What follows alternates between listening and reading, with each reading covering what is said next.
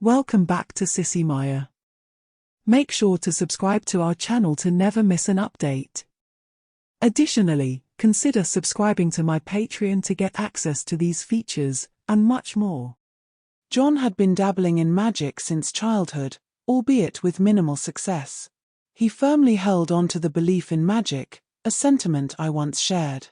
John's father possessed remarkable abilities, demonstrating some to us on occasion. Mr. Wynn, John's father, explained the concept of magic strings encircling the world, waiting to be harnessed. Sadly, John's father passed away when we were just 9, leaving John without the full knowledge of his powers. John and I have been friends for over 2 decades. We occasionally reminisce about his father, though my confidence in those memories wanes over time. I now consider those feats a blend of illusion and childhood imagination. My rabbit ears and the sensation of John's hand on my head were mere figments of my imagination, I've come to realize. Frankly, I haven't dwelled much on that period of my life lately. During our college years, I indulged John's interest in magic, assisting with his research and spellcasting endeavors. Back then, I maintained a sliver of belief. However, I never witnessed any concrete results, despite John's claims of minor successes. Over the past few years, John and I drifted apart. He pursued medical school, eventually inheriting his childhood home, vast land, and a significant sum of money. Meanwhile, I focused on my computer repair business, recently ending a long-term relationship. My ex-fiancée, Natalie, harbored disdain for John's magical pursuits, leading to infrequent meetings between John and me. It wasn't until John's recent call that I revisited thoughts of him and his magic. He sounded elated and frantic, eventually revealing significant developments in his life over the past 3 years. John asserted he had rediscovered his father's magical source, now able to perceive and manipulate the magic strings once again. Memories of our youthful dreams resurfaced, filled with visions of power and wealth. John invited me over to experience this newfound magical reality firsthand. I drove to his house, a 20-minute journey. He still resided in his late parents' home, inherited from his mother. I doubted whether John's mother had ever been aware of the magical hobby shared between her husband and John. Once again, I found myself replaying the memory of the day John's father introduced us to magic. It was a weekend, and John and I were playing in the backyard. I had a fondness for his father, who always treated me kindly and engaged in activities like catch or hiking with us. On that particular day, we were in the basement playing board games while John's father watched TV, occasionally glancing our way as if preparing to reveal something. "John, Chris, why don't you come over here? I have something more interesting than that board game to show you," he beckoned. We approached, and he began rubbing his hands together. "I'm going to perform a bit of magic for you. Not the pretend kind you see magicians like Doug Henning do. This is real. I discovered it about 10 years ago. If you boys behave, I'll teach you." He gestured through the air as if grasping something, eventually seeming to find it. It appeared as though he was pulling on a string, accompanied by a subtle glow emanating from his hands. "Are you ready?" he inquired. We nodded eagerly, fully captivated. He touched our heads, and something extraordinary occurred. John sprouted ears resembling those of his German shepherd, Pete, while I sensed 2 large floppy ears atop my own head, appearing like bunny ears when I glanced at my reflection in the TV screen. I vaguely recall John adjusting his ears, and both of us marveling at the new sounds we could discern. Afterward, John's father spoke of the magic strings of power, commencing our instruction in their secrets. Our next lesson was slated for the following weekend, but tragedy struck when John's father perished in a car accident on his way to work that Friday morning. For a considerable time, I held firm to the belief that the magic we witnessed in the basement was genuine. However, influenced by Natalie, I began to question my recollections, dismissing the incident as childish fancy. Now, John claimed to have evidence validating our experience as a real event. As I drove, I revisited those memories, feeling a surge of youthful excitement and anticipation as I approached John's front door. What if it's all true? I was on the verge of discovering. The last time I saw John, he appeared disheveled, consumed by his peculiar research. However, as he greeted me at the door, he looked revitalized. "Chris, thanks for coming. This is going to amaze you," he stated matter-of-factly, leading me to his furnished basement, where animal cages lined one wall. Without preamble, John began to explain, "I've unlocked the ability to transform living beings. It dawned on me about 3 months back when I stumbled upon some of my dad's old notes in the attic. Around 6 months ago, I started consistently seeing the magic strings, and the clues in Dad's notes were the missing pieces to manipulate them. Since then, I've been conducting animal experiments to test my capabilities, changing cats into dogs, birds into rats, and everything in between. Let me demonstrate." John retrieved a white rat from one of the cages, reaching through the air as if grasping invisible threads. Mirroring his father's technique, his hands began to emit a faint glow before he touched the rat's feet. Instantly, the rat's feet transformed from typical rat paws to those resembling a small duck's. He handed me the rat, and I inspected it closely, marveling at the webbed toes. After about 5 minutes of examination, he returned the rat to its cage, seemingly content despite its peculiar gait with duck-like feet. We ascended to the main floor, where John poured us drinks. I wholeheartedly believed in his magical abilities. "I apologize for doubting your endeavors," I admitted. "Don't fret. Despite your skepticism, you stood by me as a friend. Most would have dismissed me as mad." "So, was the demonstration convincing?" John inquired. "Yes, absolutely," I affirmed. "Well, now I have a favor to ask of you," he announced. "What is it?" I inquired eagerly. "So, Chris, now that you've witnessed the magic, let me pose the significant question. Would you be willing to be my inaugural human volunteer? Before you decide, allow me to provide you with some information. I've conducted extensive testing on these animals, and I can assure you that I'll be able to revert you back. I give you my word. However, I can only perform one transformation every 24 hours, otherwise, it's too much of a shock for the system. So, if you agree to undergo the change, it will last at least a day. Unfortunately, I can't direct the magic towards myself, which is why I'm eager to teach you how to perceive and utilize the magic strings. So, what do you say? We can start with something minor if you prefer, whatever you desire." "I'm not sure. Are you certain this is safe?" I queried. "I've conducted hundreds of tests in the past month, and all subjects, except for the most recent one, have returned to normal. Initially, if you consent, I'd prefer to attempt another human transformation to err on the side of caution," John explained. "I can become anything I want?" I inquired. "Yes, well, anything within the realms of human, animal, or a combination thereof. I chose a weekend so we could potentially try 2 different forms before you need to return to your obligations. I can't transform you into a plant or an inanimate object. It must be a human or animal form," he clarified. "It's quite tempting. It's also quite intimidating, but I think I'll go for it. Shall we proceed right away?" I asked. "Yes, that's precisely what I had in mind. Do you have any plans for this weekend?" John inquired. "No, I'm currently single, and I don't have any repair jobs until Tuesday," I replied. "Excellent, excellent. Let me outline what you can expect. Based on my experiments, your clothing should adapt to your new body. For instance, I transformed dogs wearing collars into cats, and the new cats sported kitty sweaters and cat collars. You should feel relatively comfortable in your new form. The transformed animals moved and behaved according to their new species. Initially, there might be some hesitancy, but they quickly adjusted to walking and jumping like their new counterparts. This even held true when I changed a cat into a canary. The new canary was capable of flight," John elaborated. "There appeared to be no significant change in personality. Dogs transformed into cats behaved like dogs, and vice versa. It's quite amusing to hear a cat attempt to bark," I remarked. "Okay, remaining human won't pose any issues. In fact, I was leaning towards staying human. Then, who will it be? Chubby or slim, tall or short, and the crucial question, male or female? John inquired. I had pondered this very question extensively on my way to John's house.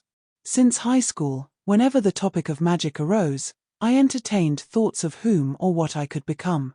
One of my fantasies involved transforming into a girl.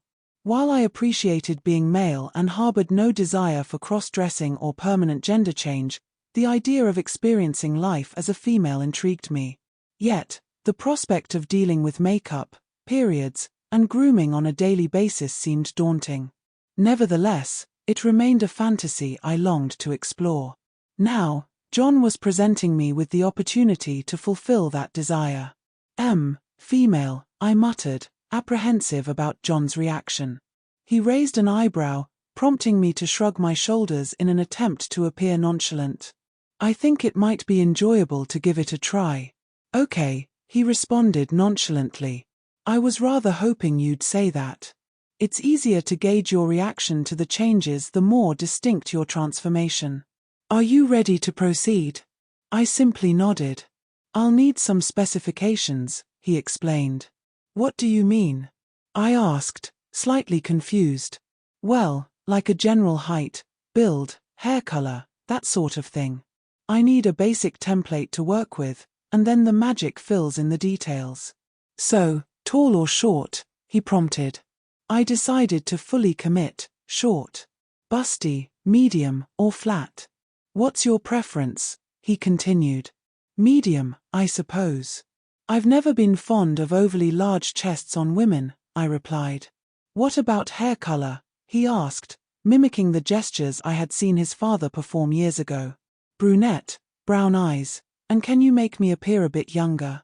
I requested. Sure thing. How young? He inquired. About 18, I suggested. All right, here we go, he declared, touching his hands to my head. I was engulfed in a whirlwind of colors, akin to pressing one's hands against closed eyelids. Gradually, the world returned into focus, and I found myself standing in the same spot, gazing up at John. As I began to take stock, I realized that John, who was previously 6 feet tall, now seemed taller than me. I surveyed myself, noting the significant changes. I was definitely shorter, by approximately a foot. Examining my hands and arms, I observed slim, hairless limbs with delicate fingers adorned with long, manicured nails, a stark contrast to my usual muscular, hairy appendages. Sensations flooded in all at once, the pressure of bra straps on my shoulders supporting my chest, the sensation of long hair brushing against my neck, and the skirt grazing my hairless legs. Wow, I exclaimed, taken aback by my newfound girlish voice. Do you happen to have a mirror? I inquired, uncertain about the sounds emanating from my lips. John simply nodded and gestured towards a wall mirror on the opposite side of the room. I gazed at the reflection before me, struck by the realization that the magic was indeed real. I had become a girl. Standing at about 5 feet 2 inches, I sported firm B-cups, my straight brown hair cascading roughly 5 inches below my shoulders. With features reminiscent of Alyssa Milano, hints of my Irish heritage were visible in my face. Clad in a short black skirt and a short-sleeved t-shirt, showcasing my slender arms, I couldn't help but flex my bicep out of habit, only to find minimal response. One aspect that truly surprised me was my altered age. Instead of the 30-something man I typically saw in the mirror, I now beheld a woman no older than 22 or 23. Wow, John echoed, you turned out quite cute. I'd ask you out if you weren't my best friend. I tore my gaze away from my reflection to shoot John a reproachful look, the reality of my transformation gradually sinking in. Losing roughly a foot in height made everything seem disproportionately larger. I seem a bit older than I requested, don't I? I remarked. Yeah, I haven't delved much into age transformations, especially with cats and dogs, John admitted. It altered my clothing and everything, I remarked. Yeah, as I mentioned, it fills in the details. So, how does it feel? I've never had the opportunity to ask my subjects before. Well, Not in a way that elicited a clear response, John pondered. Unsettled. I feel petite, I confessed, beginning to move around. Yet, strangely, I almost feel like myself. Walking around doesn't seem foreign. It's almost as if this is how I should be. Indeed, I've noticed that too. The animals never seemed alarmed, merely curious yet accepting. Walk around a bit more. Yes, that's it. You move as though you were born a girl, John observed. It's all a bit overwhelming, I admitted, sinking onto the couch. You even cross your legs like a girl, he pointed out. I hadn't even noticed, it simply felt like the natural way to sit. Then, my gaze fell upon a purse hanging from the back of the nearby chair. Could you pass me that purse? I requested. John obliged, and I began to rummage through its contents. It held everything that had been in my pockets and wallet, my van keys, credit cards, driver's license, but with one significant alteration. The name on all my identification now read Michelle O'Neill instead of Michael. This is incredible, it changed my name and everything, I marveled. I wasn't certain if it would work, but I'm relieved that it did. Moreover, anyone who knew you before should still recognize you. The animals I transformed were recognized by their companions, regardless of their altered forms. The only scenario where the change might be noticed is if another animal was within a 4-foot radius of the transformed creature at the time of the change. I'm genuinely curious to observe certain interpersonal dynamics. For example, will Natalie remember you as a lover? John pondered.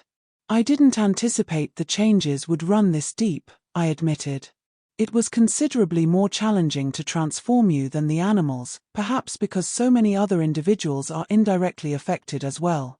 I doubt I could transform more than 2 people in a day, whereas I could have altered a dozen animals.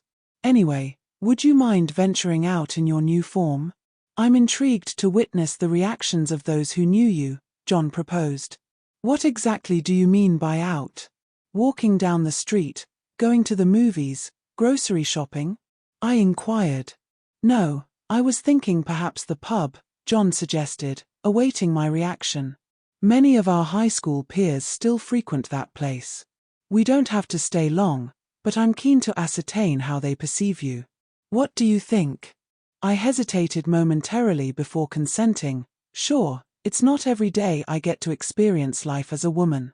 I might as well give it a try out in the real world. Shall we go now? No. It's only 7, let's wait a bit. Would you like a beer or something? John offered. Yeah, that sounds like a plan, I agreed, thinking that a slight buzz might alleviate the mounting apprehension within me. I picked up the remote control and began flipping through channels, noticing that my long nails weren't hindering me, and I easily kept my long brown hair out of my eyes. We enjoyed a couple of beers and reminisced about old times. It felt wonderful to reconnect with John. Eventually, I excused myself to use the bathroom, feeling slightly intoxicated. Once there, I took a good look at myself. I wasn't drop-dead gorgeous, but I was undeniably pretty in a cute way. Stepping on the scale in John's bathroom, I was astonished to discover that I weighed only 108 pounds. I had shed over 100 pounds since this morning. I then lifted my shirt to examine my chest, clad in a lacy white bra, for the first time. They weren't overly large, but they were very nice. Just as I was examining my new friend between my thighs, John called out, "Are you ready to go?"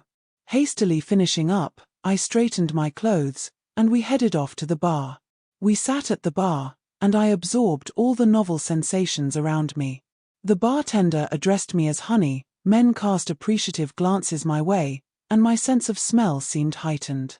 Feeling a tad vulnerable, particularly in this short skirt, I was grateful for John's presence beside me, giving off the impression that we were a couple. The idea of being approached by a guy felt peculiar. Then, something unexpected occurred. Natalie walked in with another man.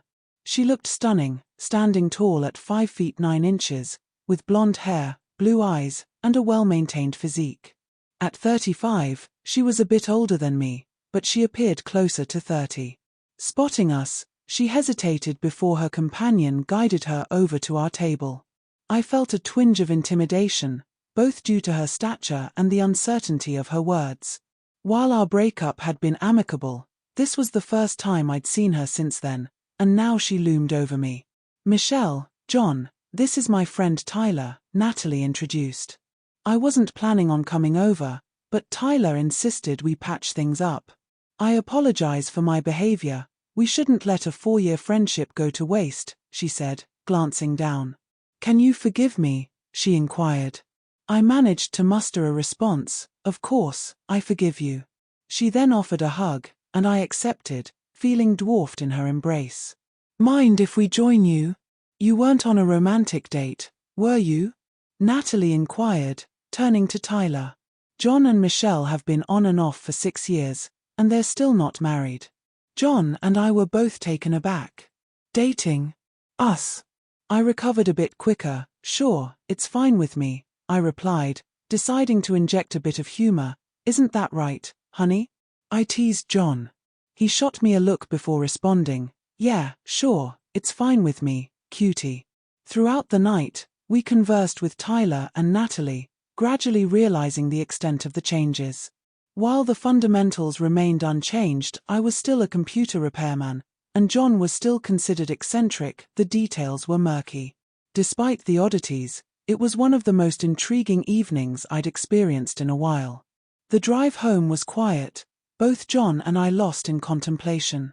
As we pulled into his driveway, John summed it up succinctly, "Wow. Yeah, that pretty much says it all," I agreed. John and I agreed to reconvene at his house the next morning. After bidding him farewell, I drove myself home. Just to reassure myself, I checked my license to confirm that home was indeed still home, then embarked on my journey.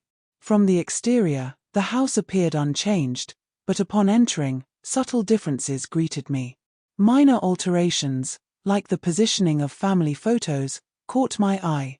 Despite the familiar decorations, my bedroom harbored more significant changes. My wardrobe had been replaced, and the array of unfamiliar gels and shampoos in the main bathroom puzzled me.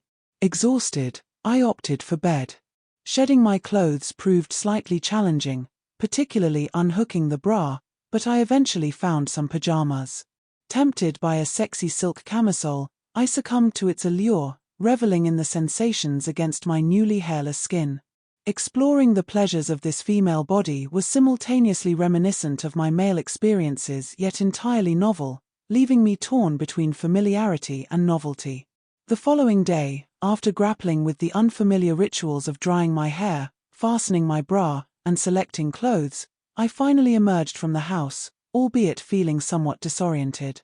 En route to John's, I stopped for bagels, surprised when the bagel vendor asked me out, a scenario that rarely unfolded when I presented as male. Upon reaching John's, he regarded me with a discerning gaze. "I'd be a fortunate man if we were truly dating." "You're stunning, Michelle," John remarked. I blushed, feeling a hint of embarrassment, eager to shift the conversation to our agenda. "Can you revert me to my original form before I choose a new one? I need to arrange a week off," I requested. "No problem. While you're transformed, it's as though a spell envelops you, altering others' perceptions and affecting your surroundings when you touch them within the first minute. Removing the magic strings restores you to normal, albeit with a 24-hour recovery period. Extended transformations, however, may lead to the magic strings becoming your new default form after a month. Though I don't need to change you back, everyone recognizes you as Michelle," John explained. "So, if I remained Michelle for a month, you'd have to transform me back to Michael?" I sought clarification. "Exactly. Though recreating your exact former self is near impossible. I could approximate the old Michael, but there would inevitably be differences. That's why replicating a celebrity's appearance precisely isn't feasible," John clarified. "May I use your phone?" I asked, proceeding to inform my employees and clients of my week off. The altered treatment I received over the phone, somewhat diminished respect, didn't escape my notice. Nevertheless, I was now prepared for a week of exploring new forms. "Are you prepared for an animal transformation?" John inquired. This is the end of part 1. Story to be continued.